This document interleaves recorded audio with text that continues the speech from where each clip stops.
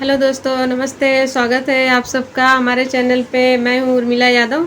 मैं गाने जा रही हूँ एक होली गीत। कैसा लगेगा कमेंट करके ज़रूर बताइएगा। होली खेले रघुबीरा अवध में, होली खेले रघुबीरा। होली खेले रघुबीरा अवध में, होली खेले रघुबीरा। होली खेले रघुबीरा अवध में, होली खेले रघुबीरा। के करे हाथे कनक पिचकारी, के करे हाथे कनक पिचकारी।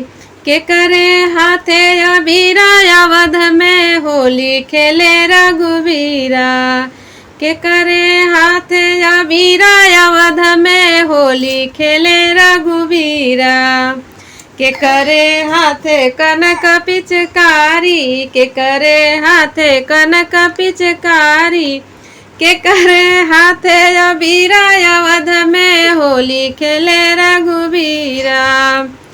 राम के हाथे कनक पिचकारी, राम के हाथे कनक पिचकारी। लक्ष्मण हाथे अबीरा अवध में, होली खेले रघुबीरा। लक्ष्मण हाथे अबीरा अवध में, होली खेले रघुबीरा। के करे हाथे कनक पिचकारी, के करे हाथे कनक पिचकारी। के करे हाथे अबीरा अवध में, होली खेले रघुबीरा। के राम के हाथे कनक पिचकारी, राम के हाथे कनक पिचकारी।